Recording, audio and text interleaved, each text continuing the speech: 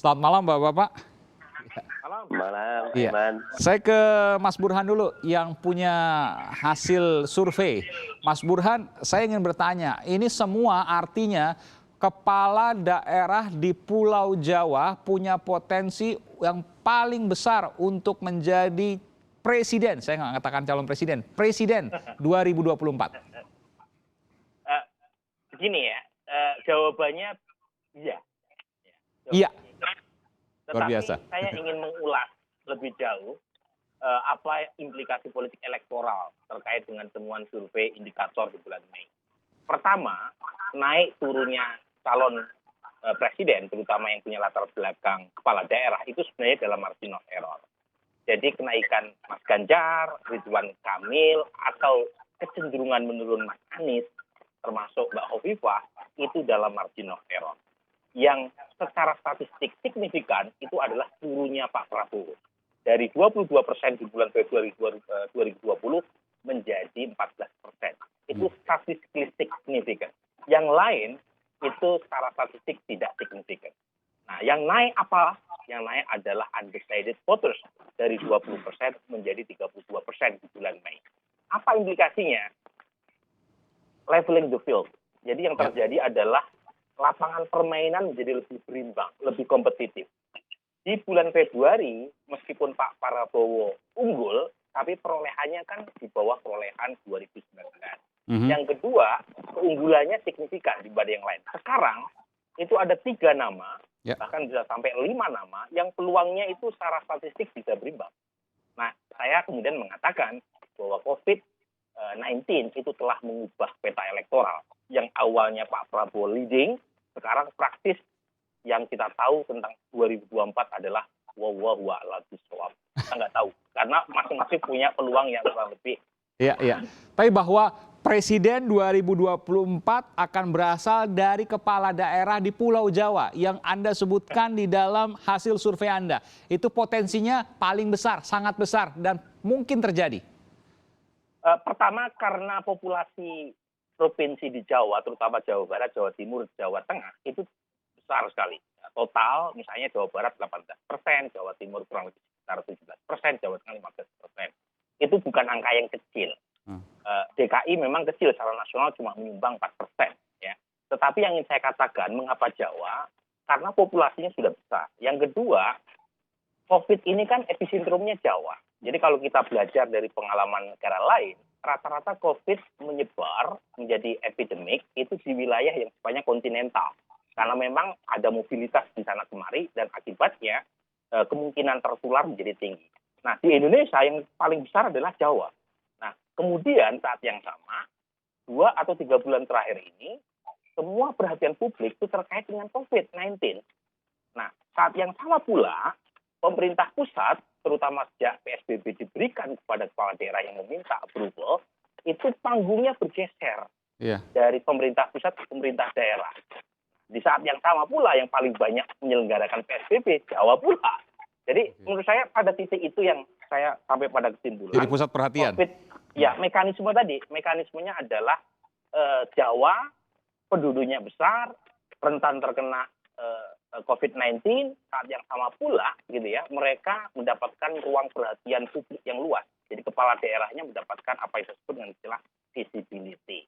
Nah, ini yang menjelaskan mengapa Pak Prabowo turun jauh. Karena meskipun sebagai Menhan, beliau itu tupoksinya bukan mengurusi soal COVID.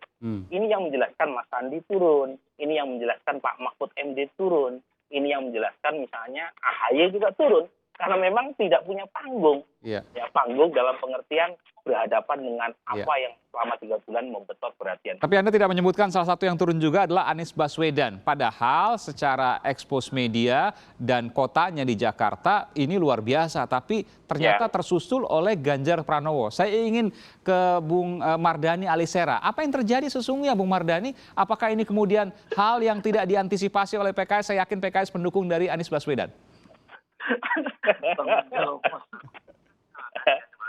Pinter Mas Aiman nih. 2,9% margin error ini cukup valid ya.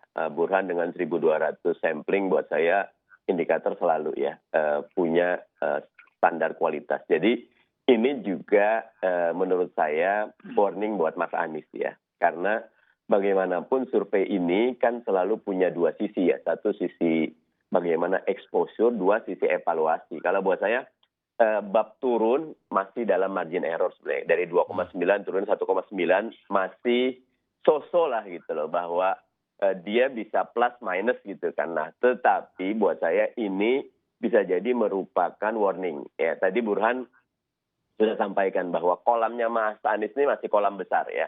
Kalau Mas Ganjar enak tuh dari Pak Jokowi langsung ke Ganjar gitu loh. Dan Bu Hopipa masih agak jauh.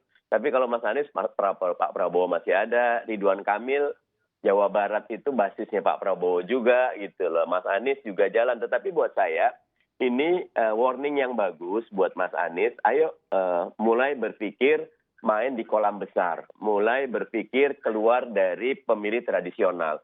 Mulai tidak harus berbasis kepada Nyuwun Sewu 212. Tapi betul-betul. Tetapi saya tetap... Maksudnya apa nih? Berbasis 212 maksudnya? Iya kan kalau 212 pasti milih Mas Anies, saya yakin gitu loh. Oke. Tetapi nggak cukup gitu loh. Dia harus mulai bagaimana berinteraksi dengan masyarakat lain. Nanti memimpin Indonesia kan big... Mas Anies itu sebenarnya punya... Oke. Jadi ada rencana nanti memimpin Indonesia. Emang ada rencana ke sana ya untuk PKS ini. Saya bicara PKS ini ya. Untuk PKS kenapa Iman? Nanti ketika Mas Anies memimpin Indonesia, ini saya kok membaca rencana PKS terhadap Mas Anies begitu.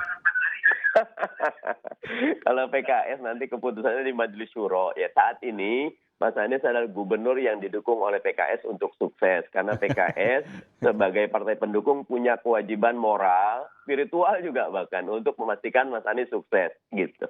Begitu Iman. Oke, jadi bahwa ada strategi yang harus diubah ke lebih universal, tidak hanya ke sektor-sektor atau pemilih tertentu. Ini yang kemudian menjadi evaluasi. Ya, bahasanya gini. Medan tempur 2024 sangat berbeda dengan medan tempur 2019 kemarin. Nah, karena itu outreach, bagaimana kita mulai berinteraksi dengan kelompok di luar kita, kelompok bukan pemilih kita, kelompok yang selama ini mungkin malah punya mispersepsi terhadap kita, itu menjadi tantangan. Dan surveinya Burhan buat saya bagus sekali, memberikan warning. Kalau Mas Anies memang siap maju dan mau maju. Karena saya sendiri belum ada kabar kan Mas Anies. Kalau ditanya sih para gubernur nggak ada yang mengangkat diri maju. Tetapi kalau secara elektabilitasnya tinggi, pasti dideketin partai itu.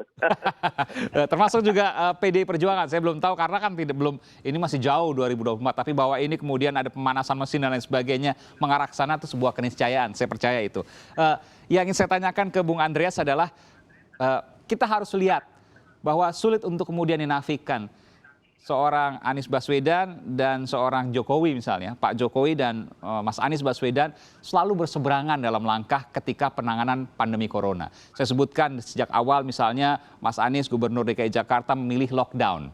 Kemudian Pak Jokowi memilih PSBB. Karena keputusan PSBB ini ada di pemerintah pusat, lalu pemerintah daerah jadi harus mengikuti.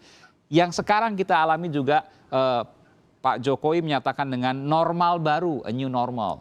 Namun Anies Baswedan menyatakan PSBB masa transisi.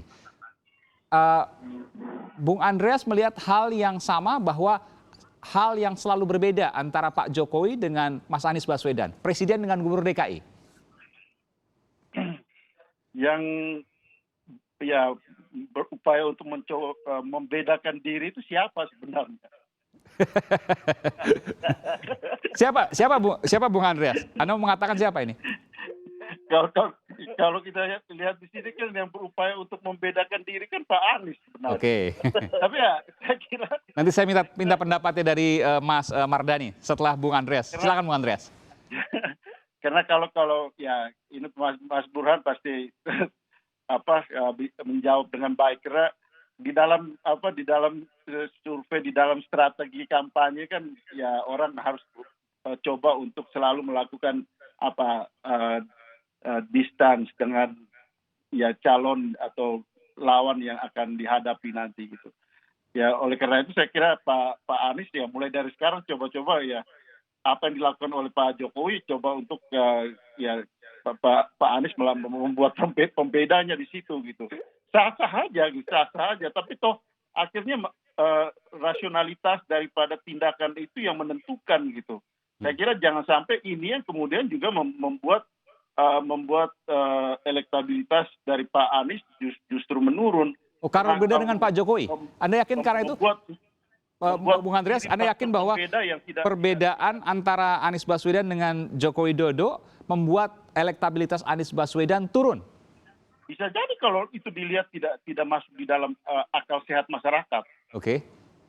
Karena kalau membedakan, membuat faktor pembeda, asal pembeda, itu justru kemudian menjadi hal yang ya negatif buat para pemilih gitu. Dan itu kita lihat di dalam beberapa kasus yang terjadi kemarin, perbedaan-perbedaan yang kemudian ya membuat justru ya temannya Pak Mardhani justru ditertawakan oleh masyarakat Jakarta sendiri gitu. Soal pembagian BLT dan yang lain-lain itu. Soal janji BLT dan yang kemudian tidak dipenuhi, dan itu yang kemudian menjadikan ya pembeda, tapi justru pembeda yang tidak menguntungkan untuk Pak Anies. Betul Bung Mardhani, bahwa yang pertama Mas Anies Baswedan tadi disebutkan oleh Bung Andreas selalu mencari perbedaan dari Pak Jokowi. Dan yang kedua, ketika bicara soal pembeda dengan Pak Jokowi justru malah merugikan Mas Anies sendiri. Karena tidak sesuai akal sehat tadi disebutkan oleh Bung Andreas. Silakan Bung Mardhani. Aiman, saya malah melihatnya justru Mas Anies lebih progresif. Lebih progresif, oke. Ya, contohnya tentang lockdown. Sebetulnya pandemi ini kan asalnya dari luar. Nah, Mas Anies benar-benar merasakan bukan cuma jaga warga DKI, tapi juga jaga seluruh Indonesia. Kalau DKI dijaga dari awal, insya Allah COVID-19 tidak akan dalam tanda kutip seperti sekarang. Nah, karena itu usulan beliau, ayo lockdown DKI. Dengan hitung-hitungan APBD saat itu kita mampu. Nah, makanya lockdown DKI pun parsial, beberapa tempat. Nah, sehingga dengan demikian bisa. Terkait dengan new normal, dengan PSBB transisi, saya justru malah melihat Mas Anies punya konsistensi dalam mengikuti kebijakan tertulis. New normal itu belum ada SK-nya, belum ada perpres. Yang ada adalah perpres tentang PSBB. Dan PSBB ini belum dilonggarkan. Karena itu Mas Anies justru menggunakan PSBB di masa transisi, di mana 50% kapasitas. Jadi dalam pandangan saya, fokus Mas Anies bukan melawan Pak Jokowi. Fokus Mas Anies bagaimana sebagai Gubernur Jakarta bertanggung jawab untuk wilayah yang betul-betul menentukan Indonesia ini terserang berat atau tidak. Karena itu beliau lebih proaktif. Karena beliau merasakan data. Contohnya gini, ketika Pak Jokowi mengumumkan tanggal 2 Maret, Mas Anies dari seminggu, 2 minggu sebelumnya sudah mengatakan hati-hati dengan COVID-19. Sementara kalau kita ngelihat beberapa menteri Pak Jokowi denying, enggak mungkin masuk, macam-macam.